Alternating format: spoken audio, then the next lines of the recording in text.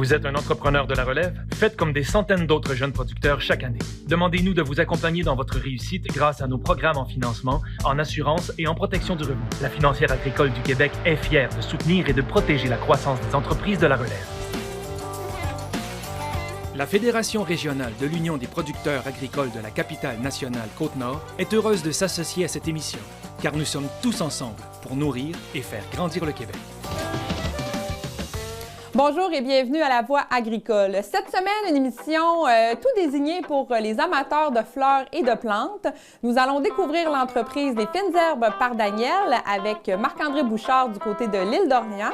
Et par la suite, nous allons prendre la route vers Québec pour aller rencontrer Marie-Pierre Briand de la ferme Plantes Colorantes et des produits Color Folks. Marie-Pierre qui utilise les plantes et les fleurs pour teindre le textile. Alors sur ce, je vous souhaite une très bonne émission.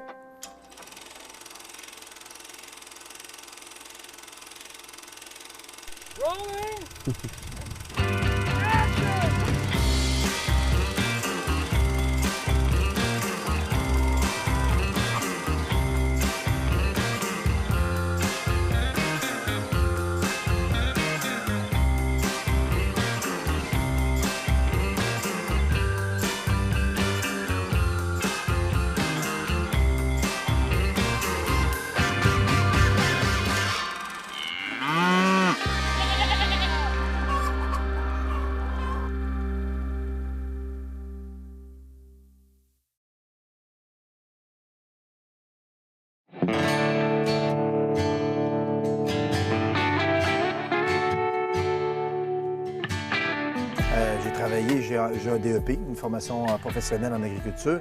J'avais aussi un début de je devenais formateur en agriculture, parce que j'enseignais l'agriculture, parce que j'avais travaillé une dizaine d'années auparavant dans des centres jardins, dans des pépinières, sur des fermes aussi, et à Fierbourg, au centre de formation professionnelle Fierbourg, comme jardinier, comme technicien pour la formation. J'avais, comme on dit en bon français, un background, un historique agricole quand même.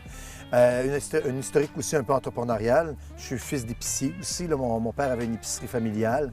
Fait qu'on avait quand même une expérience d'avoir une entreprise familiale, comment arrimer tout ça. C'était pas du nouveau pour moi. OK. Quand j'ai rencontré ma conjointe, Daphné, très rapidement, on s'est mis à faire des recherches pour avoir un intérêt au niveau agricole. J'avais deux passions, celle-là, puis une autre passion qui était la politique. La passion agricole a pris un peu plus le dessus avec l'enseignement d'un côté. Et on a fait beaucoup de recherches. Les Fines Herbes ici, c'est grosso modo après le cinquième projet qu'on avait d'acquérir une ferme. Chacun des projets ne marchait pas, soit par la lourdeur, le cadre financier, l'intérêt qu'on avait de ce côté-là. Mais on est toujours accompagné, on faisait nos classes là-dessus. Fait que quand ce projet-là est arrivé, puis bon, mais c'est de ta faute, Cathy, de nous avoir un peu mis en relation, bien, j'ai trouvé ça drôlement intéressant. Puis ça cadrait un peu dans mes connaissances, dans mes capacités aussi, puisque j'ai fait beaucoup de serres, même si c'était pas ça qui m'intéressait à la base. Comme je dis souvent aux étudiants, des fois tu penses que c'est là-dedans que tu veux aller. Moi, c'était les pommes. Je voulais avoir un verger. C'était surtout ça que je voulais cultiver. J'avais fait des démarches pour en acquérir un. Puis finalement, puis je m'étais dit, je ne veux pas produire en serre. Ce que je connaissais, j'avais fait 10 ans en serre, puis je voulais faire d'autres choses que de la serre. Puis finalement, j'ai acheté. Finalement, c'est ce que tu fais beaucoup. Oui, c'est ce que je fais beaucoup. Sauf que dans la dernière année, post-pandémie un peu, même si on n'est pas encore complètement sorti, mais la dernière année, on a développé le volet maraîcher pour toujours offrir à nos clients qui sont quasi à la totalité des restaurateurs. Fait offrir des mini-légumes, des légumes fins pour eux autres, mini-légumes, fleurs de courgettes, en plus de nos micro-pousses, de nos fleurs comestibles, de nos aromates, et même le volet bouquets floraux, bien, on veut l'offrir en priorité souvent aux restaurateurs pour décorer leur restaurant. Fait que toujours en ayant comme trame de fond nos principaux clients qui sont les chefs et les restaurateurs. OK. Mais là, c'est une des parties, c'est le plus petit champ qu'on a. On l'appelle le jardin 2. On n'a pas une grande superficie. Ici, on a 1,5 hectare. Si on enlève le bâtiment, on enlève les chemins, on tombe facilement à 50 à 60 000 pieds carrés. Fait qu'un demi, 3/4 d'hectare qui sont en production à l'extérieur. OK. Mais on est en haute densité. C'est la fleur, haute valorisation aussi, la fleur comestible, les mini-légumes, les fleurs coupées. C'est vraiment là-dedans notre créneau. Fait qu'avec un si petit terrain, on est capable de tirer beaucoup. Puis est-ce qu'il y a des variétés de fleurs comestibles qui sont plus difficiles à produire ou ça va quand même bien dans ce milieu-là?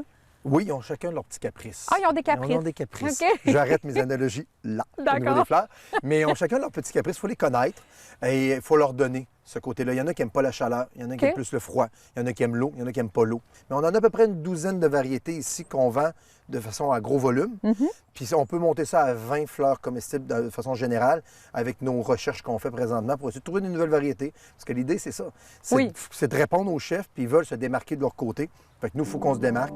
Fait qu'on a toujours à chaque année 3-4 sortes de fleurs qui ont un beau potentiel, mais que des fois, c'est une question de production qui ne rentre pas ou c'est une question de conservation, de goût. Ça peut être ça aussi, là, qui est dans le jeu. Puis c'est la petite bourrache. C'est comme ça? Ouais. La tête à l'envers. Je peux y aller, il n'y a pas de problème. Ah, on en ça, remet j'ai la butte, là.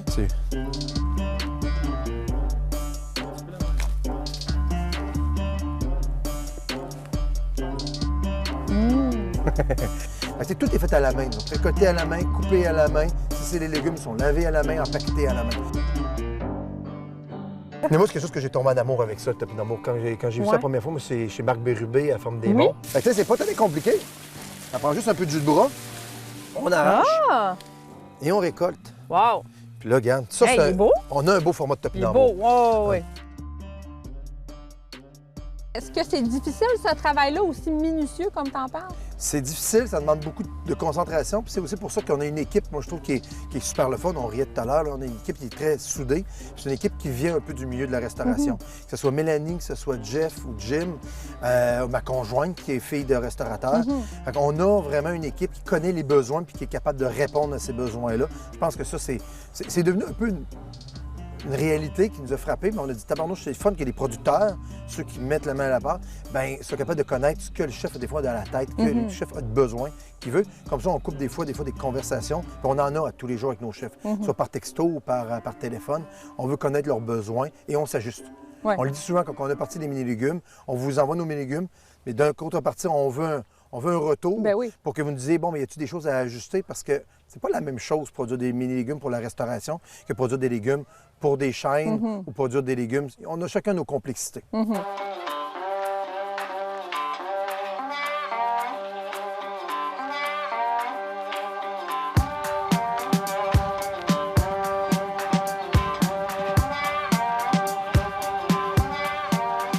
L'objectif, là, puis je pense que c'est mes enfants qui vont être contents de le savoir, l'objectif, c'est de prendre des vacances. La pandémie n'a pas permis beaucoup de prendre des vacances. Puis même dans les premières années, on était en démarrage, puis après ça, c'était la pandémie. Fait que l'objectif, c'est de bâtir notre objectif, ça peut être niaiseux à dire de même, mais évidemment, les légumes, on le voit, c'est notre première année. Mais de donner un modèle avec des employés qui nous permettent de prendre des vacances. Parce que là, on n'est pas saisonnier, on est à l'année. Fait que c'est un peu ça. Quand on dit qu'il faut se faire un objectif, après ça, trouver les moyens pour y arriver. L'objectif, c'est d'avoir une qualité de vie à la ferme, puis ça, c'est le lait. Fait que les légumes en est un peu de transformation probablement, pour boucler la boucle. Les fines herbes, consolider les fines herbes par Daniel un peu, consolider les micro-pousses, les fleurs comestibles, continuer à développer ce créneau-là. Le créneau des fleurs coupées, ma conjointe est là-dessus, c'est son département, son mandat. Un autre employé ici qui est très intéressé à embarquer dans ce projet-là. Fait que ça en est un autre. Fait que 3 pans là, de la ferme. On a toujours le classique des fines herbes par Daniel qui va continuer à s'améliorer. On a le champ qui va se développer au niveau de la restauration, toujours aussi des mini-légumes, et les fleurs coupées qui va s'en venir dans les prochaines années. Fait que c'est les 3 pans, là, avec toute la trame de fond de la transfo. Peut-être l'agro-tourisme. OK. À l'île d'Orléans, ça pourrait être intéressant. On s'entend. Toi, tu as vécu beaucoup de choses. Tu en rencontres plein de jeunes à l'école Pierre-Beaur. C'est quoi le conseil que tu aimerais donner à un jeune qui a un rêve agricole, qui part de presque rien? En moins de 3 heures, parce que souvent, ça dure comme ça, mon cours que je donne sur un peu la tournée, que je donne à mes étudiants. En moins de 3 heures, je fais ça en quelques minutes. Oui. Je dirais de ne pas avoir peur d'aller chercher des conseillers. La formation est primordiale. Je répète tout le temps ça quand j'ai une entrevue, quoi que ce soit. C'est la formation qui est la pierre angulaire. Mais une fois que ton canevas est monté, puis tu sais que tu veux devenir entrepreneur agricole. Ça ne se fait pas dans l'an 1 suivant la formation. Faites vos classes, allez voir ce qui se fait sur le terrain, bâtissez-vous une expérience là-dessus. J'ai cherché 50 ans une ferme. Ça faisait des années que je m'intéressais à l'entrepreneuriat. Je suis fils d'entrepreneur. À un moment donné, j'avais quand même une petite base là-dessus quand on s'est lancé. L'autre chose, c'est de faire confiance au MAPAC, à la financière agricole, aux banquiers, à d'autres qui sont un peu plus négligés dans l'histoire, les notaires, poser des questions aux notaires. Puis une des choses que j'ai découvert, quand des fois on galvaude, on dit hey, c'est de l'argent brûlé, c'est de l'argent gaspillé, ou ça peut emmener un froid dans l'achat, un avocat. Un avocat qui s'y connaît dans l'agriculture, qui s'y connaît dans la fiscalité agricole, parce qu'eux, ils sont là pour t'aider toi, sont là pour aider aussi les vendeurs. Tu sais, c'est du donnant-donnant. Pour être sûr que, bon, mais lui, il regarde ça avec un tableau très large, puis qu'il n'y a pas de coquilles qui sortent 1 an, 2 ans, 3 ans, 4 ans après l'achat. Fait que ça sécurise tout le monde. Puis avec la Financière agricole d'un côté, le MAPAC de l'autre, les CLD de ce monde, la FIRA pour d'autres modèles. Moi, la FIRA, là, on est avec un projet avec eux autres. J'adore la FIRA. C'est un beau tremplin qui va t'accompagner là-dedans, puis d'avoir des conseils.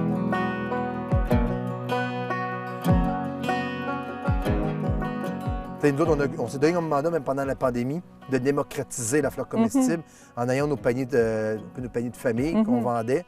Puis on mettait toujours des fleurs comestibles. Même si on ne faisait pas d'argent avec nos fleurs, on dit, bon, bien, nos 80 clients hebdomadaires, puis tous nos clients qu'on voit, bien, s'ils goûtent un peu, bien, quand ils vont retourner au restaurant, ils ne la laisseront pas de côté, la fleur. Ils vont prendre l'intérêt de la manger. Oui. Ça, c'est ça qu'on essaie de pousser beaucoup parce que c'est bon pour eux, c'est bon pour nous autres, c'est bon pour le chef. Parce que le chef payait quelque chose que le monde tasse dans l'assiette. C'est plate. Pas juste une décoration. Pas juste une décoration. Il faut la manger, la fleur. Exactement. Puis elle peut apporter des goûts. La tagette, tu le sentais tantôt, là. Ben, on n'est pas en odorama est ici, là. très... Mais on sent un peu d'agrumes à l'intérieur. Puis on est capable de jouer la fleur, puis on est capable de jouer la feuille. Tantôt, en dedans, je te ferai goûter. Tu vas me faire goûter, OK. La feuille, là, parce qu'à l'extérieur, elle est bonne aussi. Mais avec les intempéries, avec le froid, elle devient un peu plus coriace. C'est moins bonne un peu. OK. Fait qu'à l'intérieur, elle est plus tendre. Fait qu'on va... Elle est plus contrôlée, là, en dedans. Elle est plus contrôlée en dedans. Fait qu'on va aller goûter en dedans, la belle fleur. Pendant ce temps-là, on mange des mauvaises herbes.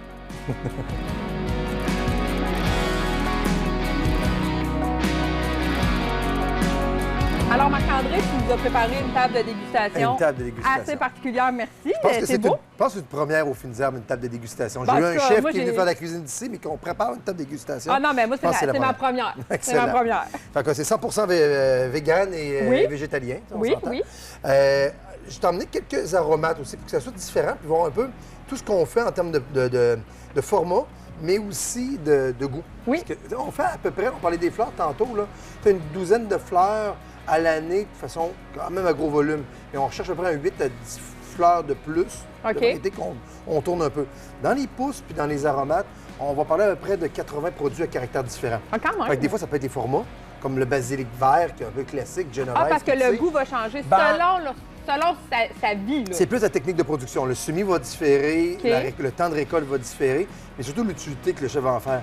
Un petit basilic comme ça se fait très bien pour les bouchées, les finitions de plats. Le grand basilic, plus pour les pizzas, ces choses-là qu'on connaît un peu plus. Fait que ça, c'est deux produits différents dans un sens pour nous autres. Fait qu'on a 80-90 produits différents dans les verdures, je dirais. Ça a tendance à augmenter. J'ai peut-être perdu compte des fois, là. Ça a tendance à monter parce qu'on arrive avec des petites nouveautés, puis comme la nouveauté de cette année, c'est l'agastache ou l'anis isop. OK. Ça goûte la réglisse? Un peu. L'anis, un peu, mais pas autant que le cerfeuil ou la réglisse. Ah, ben oui, mais ça goûte la réglisse. Ça réglisse, mais c'est plus subtil. Oui, c'est plus subtil. Je déteste le goût de la réglisse noire, moi. Puis ça, mais non, c'est doux. Très populaire pour les cocktails, encore une fois.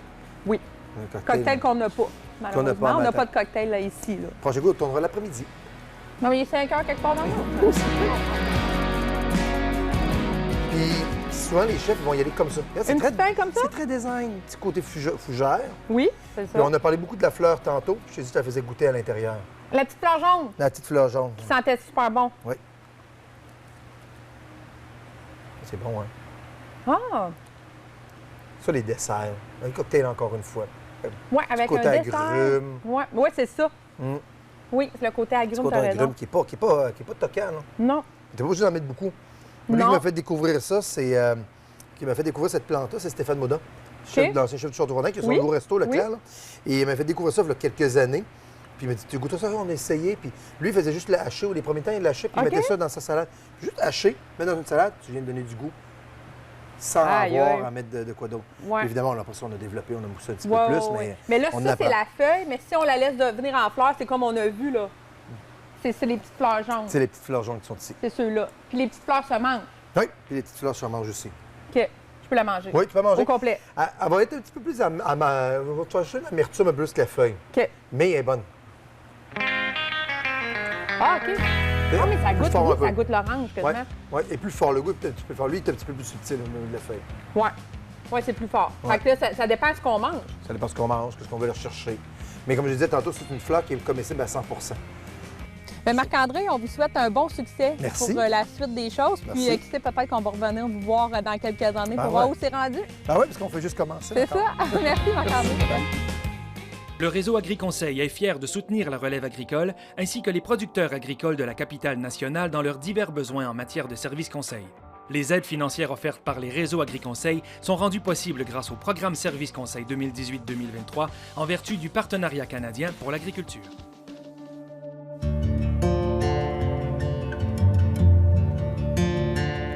Ça fait plus ou moins 2 ans qu'on s'attarde à notre projet, puis de manière plus intensive, moi à temps complet depuis 1 an et peut-être et demi environ. En fait, c'est ça, l'historique de l'entreprise, ben c'est ça. En fait, tu veux savoir de où c'est né? De où c'est l'idée, né, comment on a eu l'idée de c'est faire ça. ce genre d'entreprise. En fait, c'est né d'une conscientisation à la base concernant le gaspillage alimentaire. Au départ, il y a quand même plusieurs années, je m'étais toujours questionnée par rapport à, mon Dieu, je trouve tellement qu'on gaspille des aliments, comment qu'on pourrait réduire le gaspillage alimentaire. Ça, c'était une idée que j'avais eue à l'époque. Puis, je m'étais dit, bon, qu'est-ce qu'il pourrait y avoir d'autre? Puis ça, à un moment donné, je m'étais dit, peut-être qu'on pourrait faire de la coloration textile. Puis c'est vraiment l'idée qui m'est venue. Après ça, j'ai fait des recherches, j'ai lu, j'ai vu, entre autres, une Suisse qui avait développé un projet Local Colors, puis qui avait, dans le fond, fait une espèce de fundraising, puis travaille sur un projet. C'est beaucoup pour les plures d'oignons, dans le fond, qui revalorisent. Fait que c'est tous des projets comme ça. Ça me trottait dans la tête, tout ça. Puis en 2020, en fait, il est apparu une maladie auto-immune dans ma vie qui a fait que, dans le fond, j'ai dû faire un 180 puis laisser mon emploi qui était très sédentaire, très à l'ordinateur. Je pouvais plus faire ça. Donc, je me suis dit, c'est revenu en moi, en fait, là, la teinture naturelle puis tout ça. Puis là, je me suis dit, bon, qu'est-ce qu'on peut faire? Maintenant, je sais plus qu'est-ce qu'on peut faire à partir des déchets épais. Là. En fait, c'est ça, des déchets agroalimentaires versus des plantes tinctoriales. Je sais plus qu'est-ce que...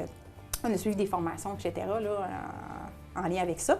Puis, bien, c'est ça, on s'est vraiment... je me suis attardée au sujet. J'ai regardé ça, puis je n'ai parlé à ma conjointe qui est chimiste, puis tu sais, c'est vraiment en même temps, c'est l'amour de tout ce qu'on aime. Moi, j'aime vraiment les plantes. J'ai toujours aimé les plantes, j'ai un grand amour des plantes. Puis en fait, elle a tout le côté chimie.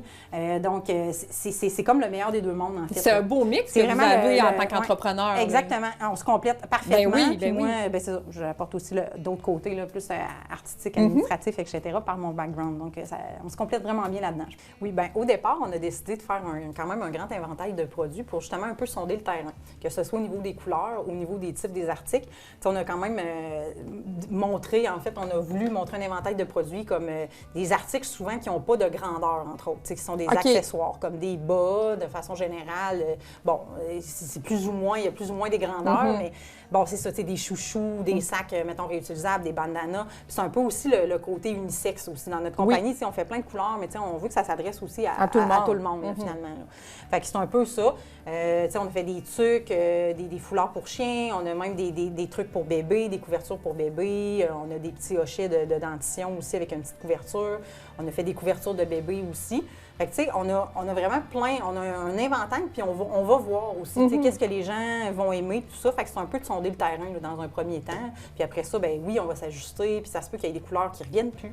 Ça se peut qu'il y ait des couleurs que, justement, qu'on va en faire plus. T'sais, on va vraiment s'adapter, là, je dirais, à la demande. Puis avez-vous déjà une petite idée des préférences des clients? Est-ce qu'il y a une couleur qui est plus populaire? Est-ce qu'il y a un article qui est populaire? Bien, les chouchous, en tout cas, je sais qu'auprès des filles, ils aiment vraiment beaucoup ça. Oui, c'est ça. Les bas aussi, tu sais, colorés, puis tout ce qui est éco-print, là, dans le fond, technique d'impression botanique aussi, ça suscite vraiment un intérêt parce que les gens, finalement, c'est quelque chose que tu peux pas retrouver dans la teinture synthétique, tu sais, c'est vraiment de l'impression de plantes sur du textile. Fait que ça donne vraiment des beaux patterns, puis ça donne vraiment des choses qui se reproduiront pas, c'est ça, de façon synthétiquement, là, finalement. On a travaillé beaucoup avec des plantes importées, mais c'est sûr qu'à terme, on veut vraiment s'en aller avec les cultures. On a fait des cultures, on a eu nos 1000 plants d'indigo la première année. On a fallu être vraiment très imaginative par rapport à ça, parce qu'on n'avait pas de terre, donc on a tout planté ça en ville.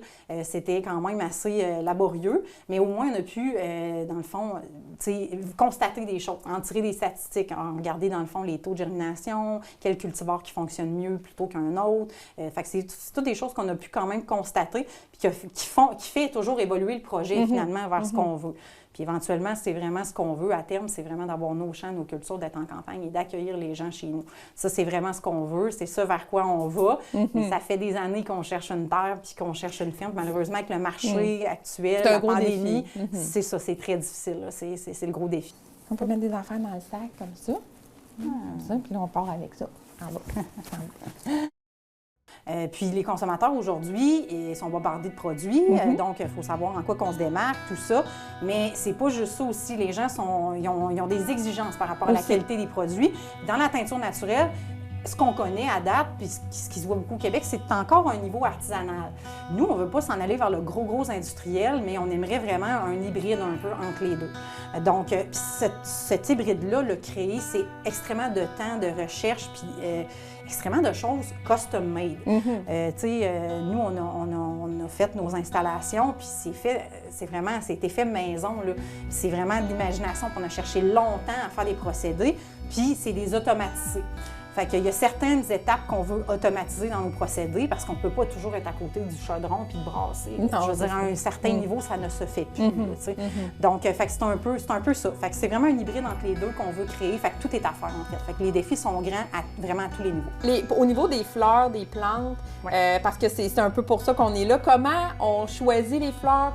Comment vous avez fait pour trouver que ces plantes-là, ces fleurs-là étaient colorantes puis ça faisait le travail pour les impressions comme ça? Bien, c'est ça. Dans le fond, il y a des plantes qui sont tinctoriales, dans le fond, qui ont déjà les propriétés. Puis, tu sais, bien, nous, on a suivi des formations, on a lu beaucoup.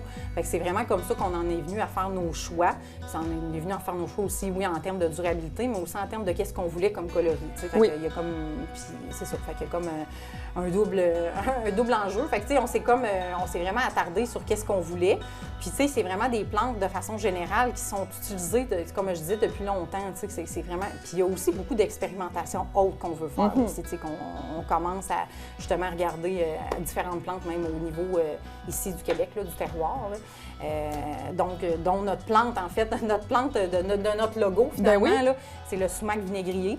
Puis en fait, c'est une plante tinctoriale qui a été utilisée là, par les Autochtones, entre autres. Là. Donc, c'est vraiment, dont ma chemise, elle est teinte de sumac présentement, donc elle est teinte naturellement.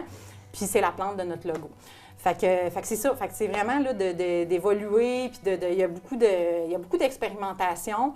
Mais il y a beaucoup aussi de choses qu'on découvre par nous-mêmes, de méthodes, c'est vraiment beaucoup de pratiques. Hein.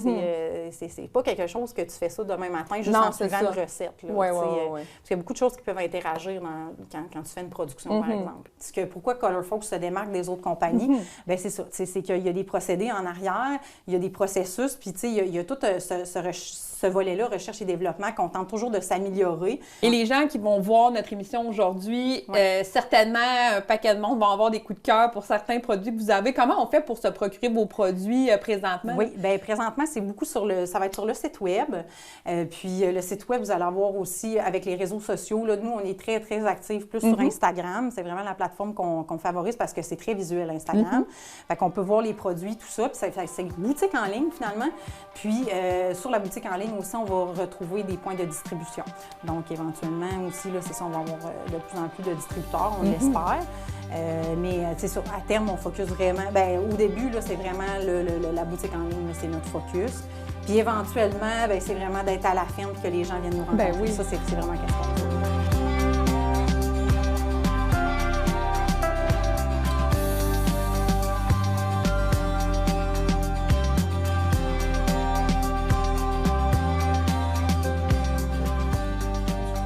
Alors, Marie-Pierre, on boit un beau jus rouge. Ça vient de la plante, dans le fond, une plante que tu utilises pour colorer des vêtements. Oui, en fait, c'est ça, c'est une plante qui est riche en tanins. C'est aussi la plante de notre logo.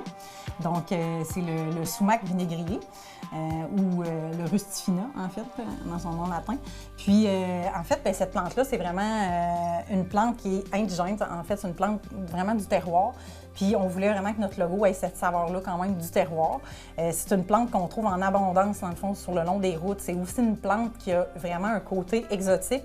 Puis souvent, c'est même une plante il y a beaucoup de gens qui la remarquent même pas. Ben non, fait, moi, je ne me rappelle pas d'avoir vu ça. Mais elle est très... comment je pourrais dire ça? C'est une plante, entre autres, qui qui va être, responsable des couleurs l'automne, là, en grande partie. Là.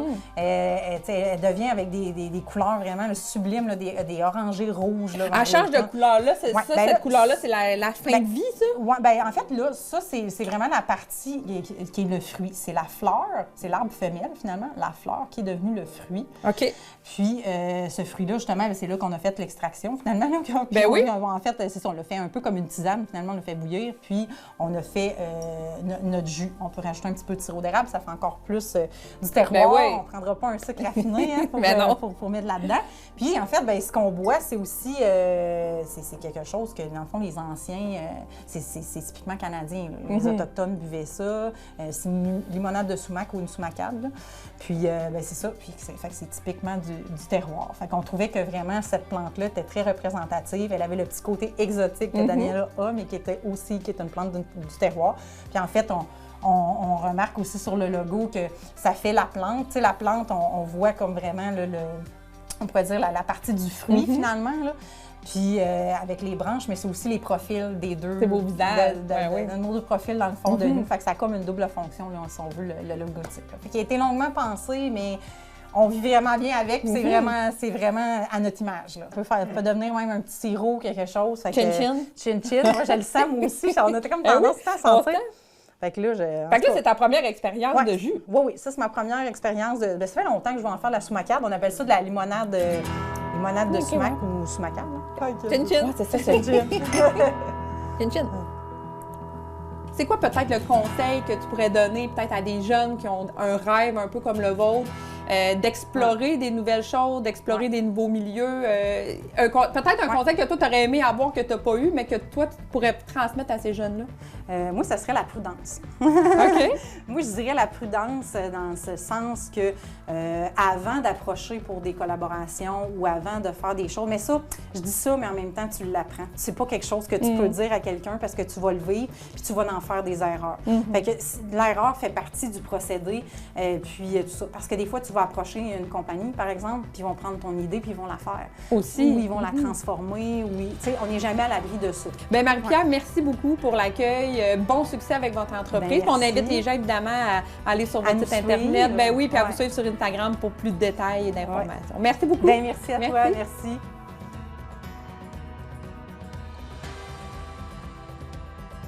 Merci d'avoir été des nôtres pour cette émission de La Voix agricole. Merci à nos deux invités de cette semaine, Marc-André et Marie-Pierre. Et je ne peux pas partir de mon tournage sans mettre la belle tuque qui est teinte à l'eau de neige et avec la feuille d'indigo. Donc, ça fait un magnifique bleuté comme ça. Je suis sûre que ça me fait bien en plus.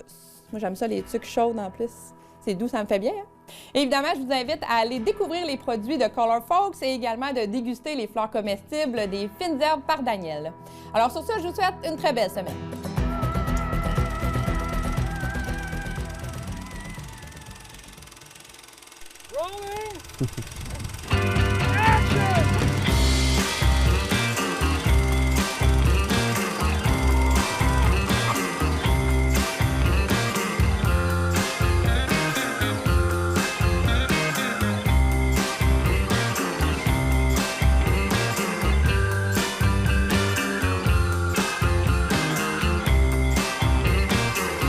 Cette production télévisuelle est rendue possible grâce à un financement obtenu de l'Entente sectorielle sur le développement des activités agricoles et agroalimentaires de la capitale nationale et de la ville de Lévis 2020-2022, qui regroupe 13 partenaires provenant du milieu gouvernemental, municipal et agricole.